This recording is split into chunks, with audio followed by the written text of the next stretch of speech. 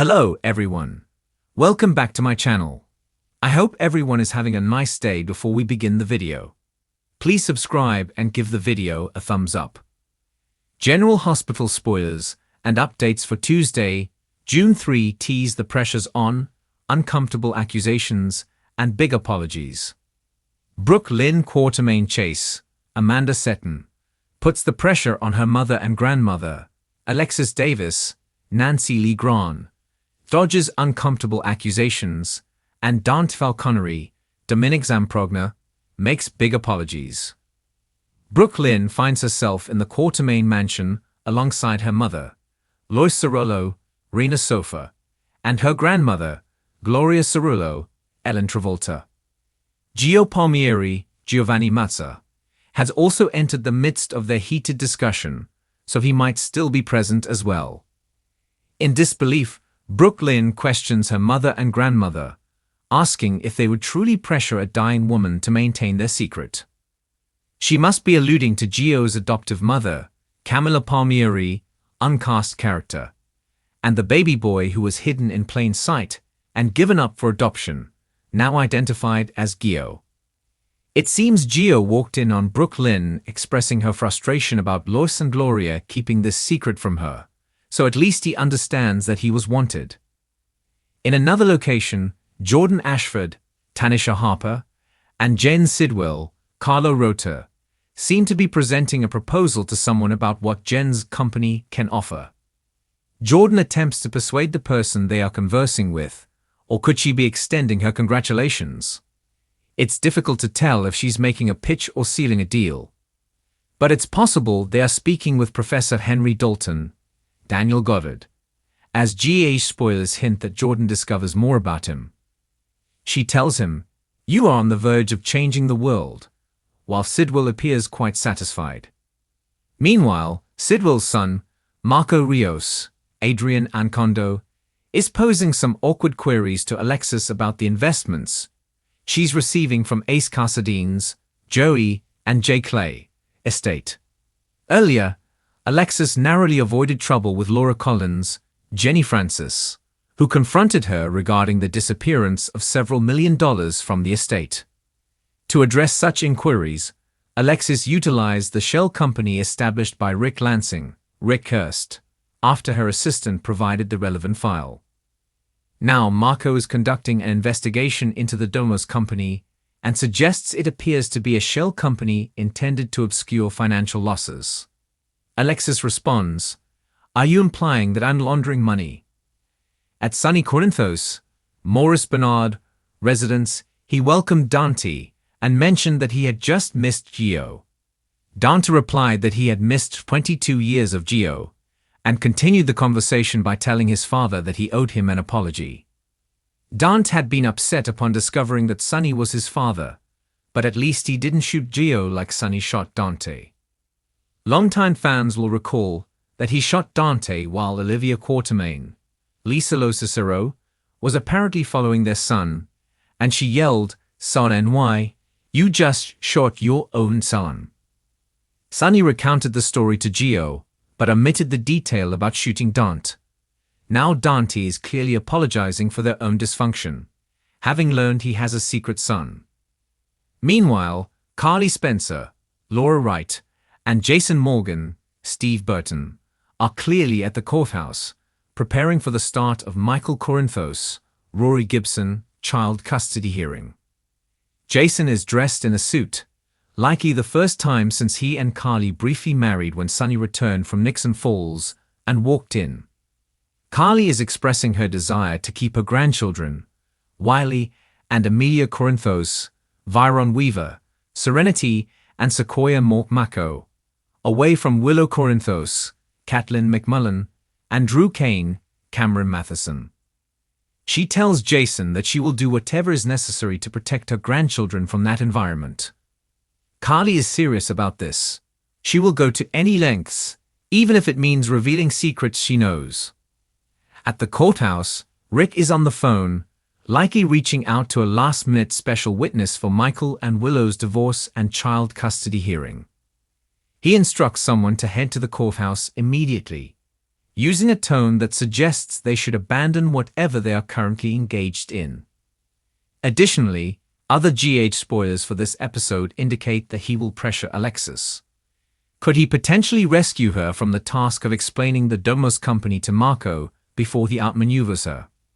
Or might he be contacting someone else, perhaps to drop some shocking revelations of his own in the courtroom? Tensions explode in Port Charles on Tuesday, June 3, as the lives of some of General Hospital's most prominent citizens unravel before their eyes. Emotions run dangerously high, secrets come to light, and the consequences may be irreversible. As Brooke Lynn Quartermaine finds herself at her breaking point, Alexis Davis is pushed into an impossible corner. Meanwhile, Carly Spencer steps up with fire in her eyes, ready to fight for the truth. But it's Rick Lansing who may be the most rattled of all when his carefully guarded lies start to crumble. It's a can't-miss episode that promises drama, confrontation, and the kind of jaw-dropping moments only GH can deliver. Brooke Lynn Quartermaine is done playing nice. After weeks of biting her tongue and trying to balance loyalty to her family with her own moral compass, BLQ snaps, and when she does, there's no holding back. Rumors suggest Brooke Lynn stumbles across something explosive involving the deception lawsuit or her grandmother, Tracy's latest business dealings. But instead of staying quiet, she lashes out, shocking those around her. Sources tease that Brooke Lynn may overhear a private conversation not meant for her ears. Perhaps something Valentine or Tracy says about her future at Deception or her role in the Quartermaine family business. This betrayal, whether personal or professional, sends her into a fury. She's sick of being manipulated, sick of being used as a pawn, and more determined than ever to fight back. Expect a massive confrontation at the Quartermaine estate, where Brooke Lynn throws accusations like daggers. And though Ned tries to play peacemaker, his daughter doesn't want peace, she wants justice. In a vulnerable moment, she opens up to Chase, who may not be ready for the firestorm she unleashes. Is this the start of a whole new Brooke Lynn, one no longer willing to protect the status quo? Meanwhile, Alexis Davis finds herself stuck between the law, her past, and her principles. Now that she's back in the legal world and editor-in-chief of The Invader, Alexis can't help but be drawn to a dangerous story, and her involvement could put her career and freedom on the line. Sources indicate Alexis is approached with sensitive information, possibly connected to Esma's disappearance, Nicola's actions, or something Helena Cassadine left behind. And this puts her in direct opposition to the justice system. Despite warnings from Diane and even Christina, Alexis can't stop herself. Her gut tells her the truth must come out, and she's willing to risk everything to do the right thing. But when a powerful figure threatens to expose secrets from Alexis' past in order to silence her, she's left shaken. Will Alexis fall back into old patterns of self-destruction, or will she use her brilliant legal mind to outmaneuver her enemies? Over at Carly's corner of Port Charles, the queen of fierce comebacks and protective instincts is on a mission. After overhearing a conversation between Drew and Sunny, or getting a mysterious phone call, Carly is more determined than ever to get to the bottom of a growing mystery. One that could involve Nina, Ava, or even her own daughter Jocelyn. Whatever Carly's discovered, she doesn't take it lightly. She sets off on a hunt for answers, digging into files and visiting places she hasn't been in years. When she crosses paths with Olivia at the Metro Court, tension flares. Could Olivia be hiding something from Carly? Or is Carly misinterpreting a larger web of lies? One thing's for sure, Carly is on the warpath, and she's not stopping until she exposes the truth, even if it burns a few bridges along the way. Then there's Rick Lansing, who's hiding far more than anyone realizes. Viewers will recall Rick's knack for secrecy and manipulation. But this time, he's in over his head. When someone close to him begins asking questions, maybe Alexis, maybe Molly, Rick starts to lose his cool. Spoilers suggest that Rick has been involved in a behind-the-scenes scheme, possibly linked to Cyrus Renault, Mason, or another major player. There's even speculation that Rick has knowledge of a crime that he's been keeping under wraps. Whatever the truth is, Tuesday's episode shows Rick starting to panic when a curious observer backs him into a corner.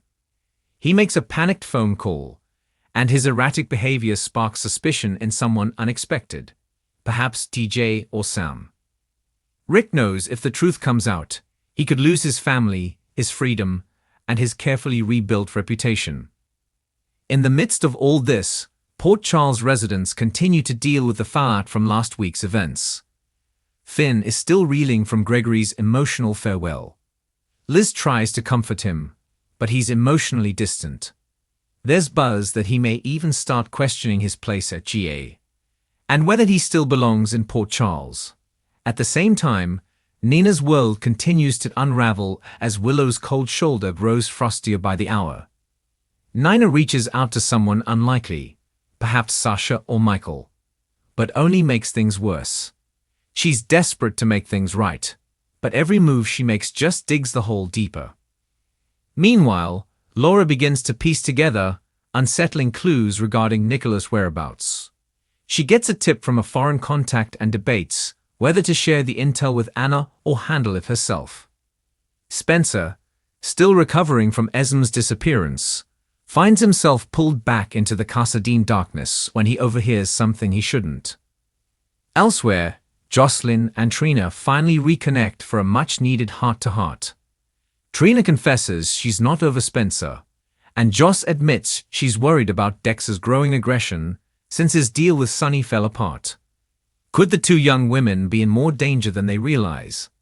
Their bond is stronger than ever, but something ominous is on the horizon, especially as Ava makes a bold move that shocks Sunny and draws sharp judgment from Dante. With alliances shifting, secrets unraveling, and confrontations boiling over, Tuesday, June 3, is packed with the kind of soapy drama fans live for. Expect Brooklyn to drop a bombshell, Alexis to wrestle with her conscience, Carly to charge into battle, and Rick to make a mistake that could cost him everything. As always in Port Charles, the calm never lasts, and when the storm hits, no one is safe. Stay tuned. The drama's only just beginning. Thanks for watching this video, and please subscribe our YouTube channel for more update news.